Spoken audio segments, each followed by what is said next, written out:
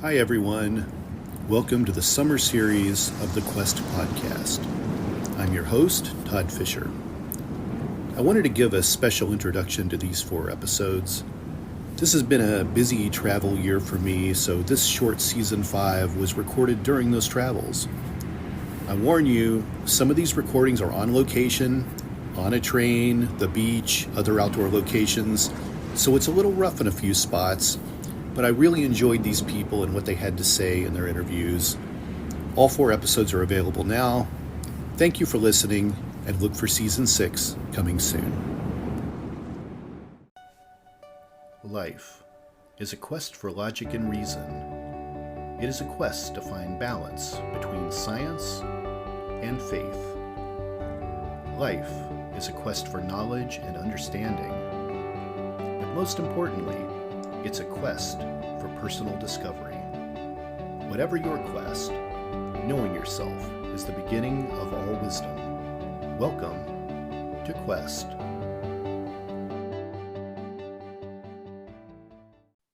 Welcome back, everyone, to the Quest podcast. I'm your host, Todd Fischer. With me today is Paul Hudon. Paul is a writer, a speaker, a columnist, and an author. Welcome to the show, Paul. Thank you so much, Todd. I look forward to speaking with you this afternoon. Yeah, this will be a lot of fun. You are my first episode of season 5. So congratulations. This is great. So you're the season premiere. I've always wanted to be the season premiere, I guess. Yeah, for sure, right? I don't know if it's better to be the first episode or the season finale. I don't, could go either way, but but welcome to the show. So I discovered you on LinkedIn and was really kind of intrigued with your books and what you were doing. And I thought, hey, I'm going to ask this guy if he wants to come on and be a guest, because I love to have authors when I can and just sort of change things up with how my show is from week to week. So I want to dig into your books, but before we kind of get into that, I want to hear kind of your bio talked about your early career. You were a carpenter. So I'm curious, how do you pivot from being a carpenter to becoming a writer? Tell me about that. That fascinates me too. It is interesting because I was one of those people that I needed a bunch of electives in high school, and so I took industrial arts. And so, as you notice in the introduction to my first book, I say that English was a subject to get through so I could get to woodshop, which was true. And I wound up being a carpenter for 38 years of my life. I built some great stuff, met some great people. But I also have to think about my intuition, because it all did start with my intuition. And when I wouldn't follow my intuition, things would go bad. And many times I would wind up in the emergency room. And yeah, it was, I guess, there's so many reasons we don't follow our intuition. There's so many reasons we don't do what we know is right for us. And a lot of times it's, I don't want to disappoint my friends, or I need the money, or I just want to do this one thing. And so fast forward to the later years of my life, I was doing a job for a customer that the moment I met the customer, I had this funny intuitive feeling that I should just say no, but I needed the money. And then I continued working for him, and things were going all right, but I had this raging gut feeling, and I knew what the gut feeling was from past experience. And then I wound up in the emergency room. I injured myself, so now I'm a stereotype. I'm a carpenter with a finger that looks kind of funky. Oh. And then as I was driving, as my wife was speeding to the emergency room, I said to myself that I would never, ever doubt my intuition again. And I would spend the rest of my life living by the guidance of my intuition. And then I would ask, I would ask intuitive guidance at every single choice I ever made. If I had to go to town, do I take the back way or the highway? Yes or no? And so I would start asking myself these questions, and then I would be getting these answers. And throughout this, I was writing in a journal as well, because once I injured myself, I realized I let myself down. I let myself down. I made a promise to myself that I would make it through my career as a carpenter without injuring myself. And I broke that promise to myself, which is tough. And so I really went through some depression because, I let myself down. I let my wife down. And so I started writing in a journal, and I really was keying into my intuition, and it just kept writing and writing. And there are a number of books out there that I was reading where the author would just stop writing and listen to see if they could hear a voice. Conversations with God, or some of the Conversation with God series, or some of those books. And I was reading them at the time, and I thought, well, I wonder if I can hear a voice. And so I was writing in my journal, and I asked a bunch of questions, and I stopped to listen, and I heard a voice. But you could argue that I was just talking with myself. But the thing about this voice was that it was filled with love unlike I'd ever experienced before in my life. It was like every cell in my body was suddenly experiencing love. Now, Wow. I mean, I'm deep into well past 30 years in a loving relationship with my wife. I was raised in a loving family with my mom and my siblings, but this was a new kind of love. And so I heard this voice, and I just started answering. I just started writing and writing what I heard, and then asking more questions. And I get to the point where I actually asked, I said, am I just talking with myself? And the voice said, well, think about the love you're feeling. If you were just talking to yourself and you could feel this love before, you wouldn't be where you are now. You would have experienced this love long before now. And so I wrote for about 7 months in a MacBook because my handwriting is so terrible. And I wrote and I asked questions, and it was like getting to know a part of myself I never knew existed, or this inner voice. And it was like getting to know a new friend. Wow. And in one of these conversations, it was mentioned that we were going to write a book. And so I came up with a list of chapter subjects. And then we just started writing this book. And I had never even contemplated writing a book before in my life, not even a book on woodworking. And so that was sort of new and different for me. But I also believe that if you set out on a quest, on a goal, on a dream, the people that you are meant to meet to help you along that journey will arrive in your life. Right. And so as I was writing this book, people started coming into my life that would sort of help me along with the book. And actually, one of the crazier things I did after I wrote the first book, I thought, well, great, I've written this book, now what? So I just Googled, I just wrote a book, now what? And it's amazing the information that's out there. And then I continued to write. I wrote the second book. And then I also knew that to get it out there, I had to do a blog, and I had to become a columnist somewhere. And so I just started querying magazines to see if they wanted my articles. And some said yes, and some said no. It's just part of life. And so it all sort of developed from hearing this voice that I call my inner voice, and moving on from there. Now I've written 2 books. Like I said, I'm a columnist, and I'm writing a 3rd book. And now, for me, I find peace and relaxation by writing. So if I'm having a stressed out day, at the end of the day, if I sit and write, it's just like taking a shower. It all just washes away from me, and I'm in the zone. I'm writing and I'm feeling really good. It's like, wow, this is really cool. So now I believe that this is my new journey. My new journey is being a writer, sharing this information with others so that they can live a better life as well. Right. Good. This is great. My next question was actually for you to tell me about the inner voice experience, which you just went through. And I'm curious, what do you think the inner voice was? Was it Was it you discovering a new part of yourself? I've heard many people tell me about their inner voice experiences. Some believe it's God talking to them. Some believe it's a part of themselves that they've unlocked. It's that it's a leveling up in a way. What do you think the inner voice was?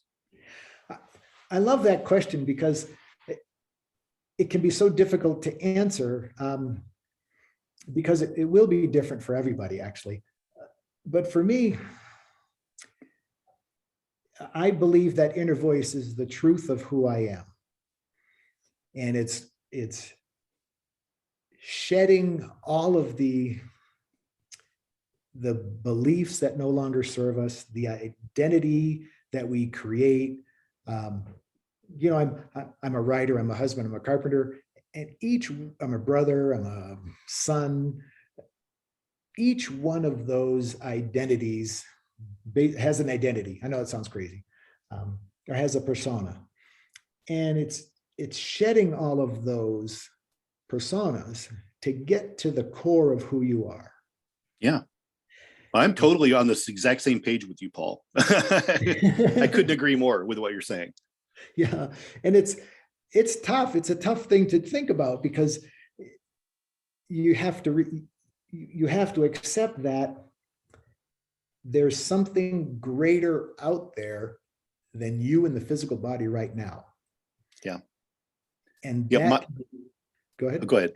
I would say my next book is called Tenets of the Soul, and it discusses all those identities and personalities and things that kind of make up your soul and how you can identify those. And I want to interject because I want to ask this question. I've asked this a bunch of times to many different people. You always hear the term mind, body, soul. I always try to ask people, what order do you put them in? So in order of importance, how would you label those? For me, it's body, mind, soul. What would the distinction be for you? Is there an order to these things in terms of having a healthy, complete person?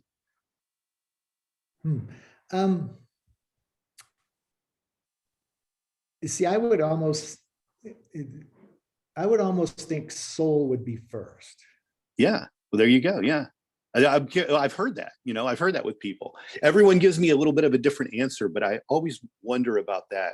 Which one is the most important for people? Because, we haven't really used the word soul with what we're talking about here, but I think a lot of what you're working toward here, and when you talked about what maybe that inner voice was, sounds like the voice of your soul to me.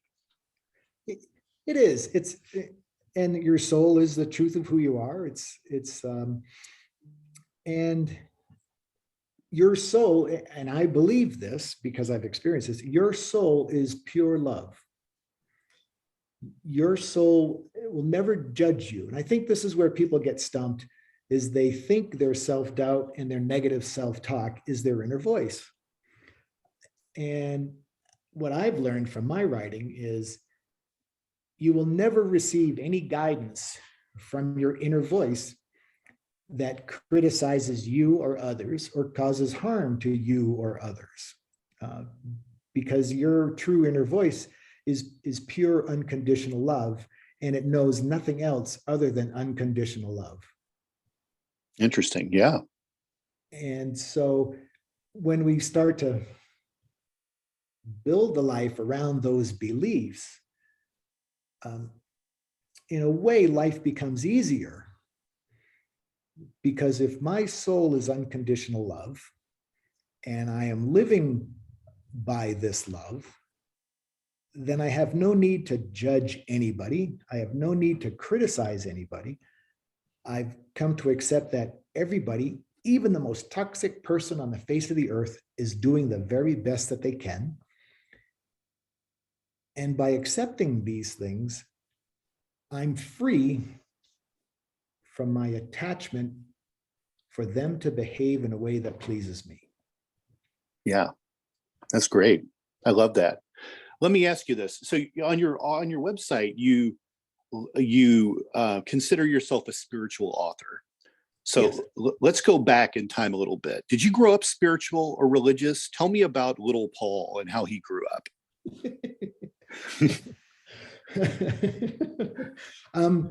Well, we were raised Catholic because of where I was where I'm from in southern New Hampshire, we were raised Catholic, and so there's a lot of masses either in French or in Latin for a long time. But then once my parents got divorced, we sort of stopped going to church, and Catholicism didn't really seem to light any fires in me at all. Yeah. But I started hiking and rock climbing. I started hiking at 11 and rock climbing when I was 13, and realizing the immense beauty in nature and realizing a connection between having a physical reaction to seeing something that is so incredibly beautiful, and realizing that there is that connection between us and nature. And I think that sort of starts driving some spiritual aspects of life, to realize our connection to everything around us. And I think for me, that started to develop throughout my life, and realizing that there just seemed to be more to life than what we see in our eyes, what we see through our eyes. For me, there's a feeling of it. Yeah. And so for me, I think that feeling is spirituality, is connecting with spirituality. If that makes sense. Oh yeah, for sure. Well, if anyone who's listening has spent any time in Colorado, you have to believe that there was a master architect in charge of all this, because it's the grandeur of the Colorado landscape is really something to take in. And I think it's an easy place to become very spiritual. It's interesting though. One of the most spiritual places I've ever been, for me, I ride motorcycles. Yeah. And I'm not afraid to leave my house in Colorado with a week's worth of freeze-dried food and a week's worth of tent and a sleeping bag and all that, and travel, the desert Southwest through Colorado. That's my favorite part of the country, the Southwest, actually. And so the first time I ever drove into Zion National Park, the first time I ever rode into Zion National Park on my motorcycle, I wanted to get down on my knees and just, I don't know, I just wanted to get down on my knees and put my hands together and close my eyes and just say, thank you. It was like such a spiritual place for me. That Zion for me was one of the first places I had ever been where God exists and God exists here. Wow. And when we use the word God, though, boy, that gets a lot of people uncomfortable. Well, that's what this podcast is. So, oh, yeah, sure. And for me, God is the eternal energy that connects me with you, that connects me with my wife, and everything else out there, the trees, the mountains, everything.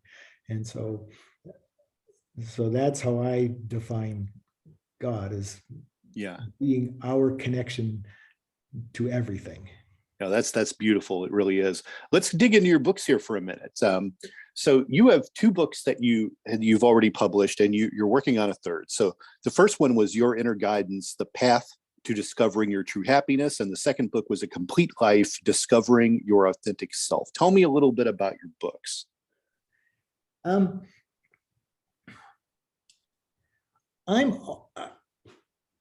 an incredibly curious person. I just want to know more and more and more. Even though I retired after 38 years as a carpenter, there were still questions I wanted to answer, and that I still want to answer. And so now that I'm writing these kinds of books and living this kind of life, I want to know how to be a better person. How can I be a better person to make the lives of other people more enjoyable? And so if you look at the chapters in let's say, the first book, we discuss things that would help us improve the quality of our lives. I mean, realizing that everybody that we meet is a teacher or a student. And so we get to learn from everybody that we meet. But if we see them as the bad guy, we'll never learn anything from them. So what lessons are you teaching me, and what lessons am I teaching you, and what lessons are you teaching through your book, and what lessons are your listeners teaching each other, and Right. so I want to know, I just want to be a better person. And so that's where the subjects come from. I mean, I love it. In the first book, there's a chapter on selfishness. And I really enjoy the chapter on selfishness because it really causes people to look in the mirror and question their definition of selfishness. Now, my emotional health is my selfish responsibility. And because nobody's going to take care of me but me. Right. So the two books are based on trying to live better lives, trying to live a better life, live a more healthy life, and trying to get to the root of who we are. And that's pretty much the direction of my writing then and now too. Can you give us a hint on what the third book's about? The third book it's interesting. It's not like my first two books. My first two books are actually conversations between myself and my inner voice. And when you thumb through those books, those questions are authentic. And so I would write the question and I would listen for an answer and I would write the answer. And that's how those two books were written. And so the questions are authentic. I never planned the questions ahead of time. And I never knew the answer until I was writing the answer. I've shifted my writing just a bit. I still hear my inner voice, and I still think my inner voice writes everything I write. But this book has mini chapters where no chapter is longer than 700 words. And I think it's more designed to be able to just thumb through the book, open up a chapter and read it quickly and then close it and contemplate it either throughout your day or as you go to bed. And each main chapter is a letter of the alphabet. So I go from A all the way to Z, and then I have mini chapters within each alphabet. So the chapter on A might have a chapter on abundance, acceptance, accountability, and attachment or something like that. Sure. And I write 700 words on that. And so I'm about 2/3 of the way through that book. And it's exciting because, I mean, think of the letter J and come up with 4 subjects that would help people live better lives. And then write those down and then write a chapter on them. Interesting. That's great. That's a great exercise for people to do. Yeah. I mean, it would even be great for someone to do for themselves, just like you said. It's like P, it's like, well, peace. Okay, I'm going to write about peace, inner peace, or peace or prosperity or something like that. Sure. Yeah. Where can people get your books?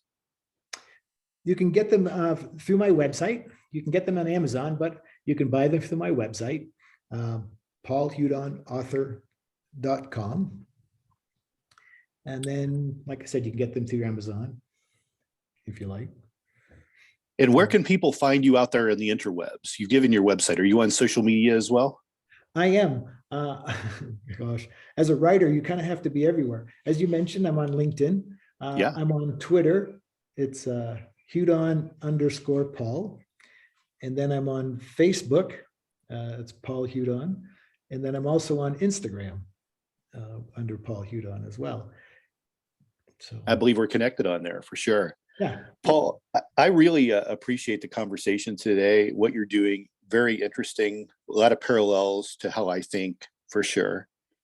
I can't speak for your carpentry skills by all the times you've gone to the hospital, but I do think you are a great writer. Thank you. I think you picked the right, safe line of work. I don't know, writing can be dangerous. Well, here's the interesting thing about writing, and this, is that like I write a weekly that I send out every Tuesday. I write a blog that I send out every Thursday, and then I'm a columnist. And the thing is, you put this work out there, and you never know if anybody's going to read it because sometimes nobody responds. Yeah. And you could allow that to frustrate you, or you could just say, I'm just going to keep doing it because it feels so good. It feels this is what I'm meant to do. So I'm going to keep writing. And I can't imagine my life without writing. It's an interesting culture today, particularly on social media.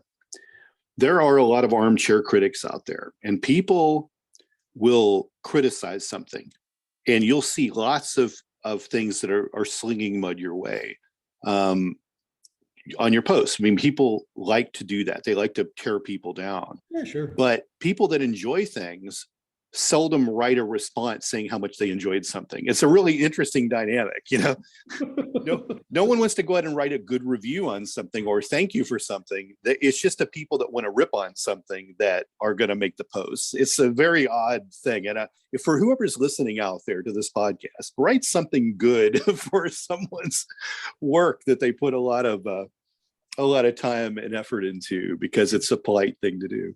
Well, it's interesting you mentioned that.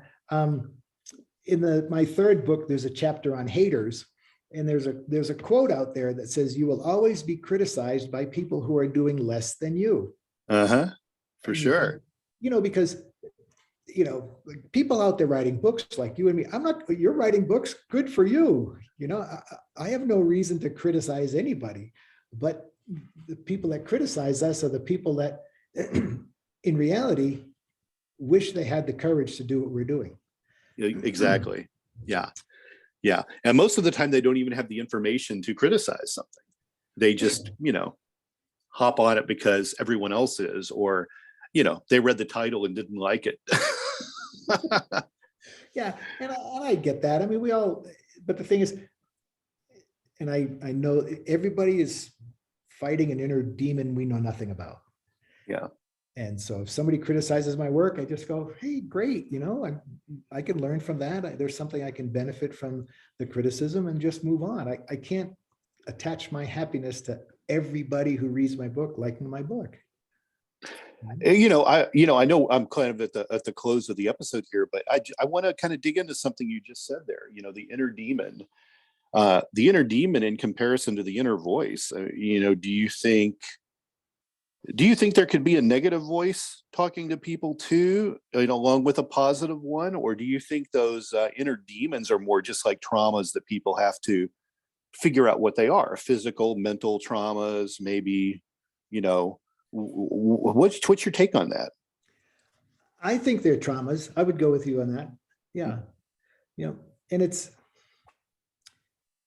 because I think a lot of it is we want things to work out a certain way. We choose to become victims. We start believing our self-doubt. It starts fueling our negative self-talk, and it could just snowball into something. I mean, as cool as everything is that I write, I fall off the wagon every once in a while and go, God, this is just junk, And so I think it can happen to the best of us, where we start to listen to that negativity, we start to doubt ourselves. And then you slowly have to pull yourself back and go, yeah, but this feels so good when I'm doing it, and I just write it in a journal, I'll just write it all out. And then at the end of it, I'm like, yeah, okay, I'm fine.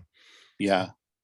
I think that inner voice can take on a positive or a negative slant, depending on whether or not the root is, some damage or some trauma, or whether, you generally have positivity in your life. Yeah. And then it all comes down to, my parents got divorced when I was 14, and it would be really easy to start bashing both my mom and my dad. But I have to accept that based on what they knew, their upbringing, and how life challenged them, they were doing the best they could. Yeah. And the moment I accept that, I let it all go. Yeah. Let it all go. Right. That's a great way to approach it. Paul, I really am happy that you were able to come on today, and let's do it again when your next book comes out. That would be wonderful. Thank you so much, Todd.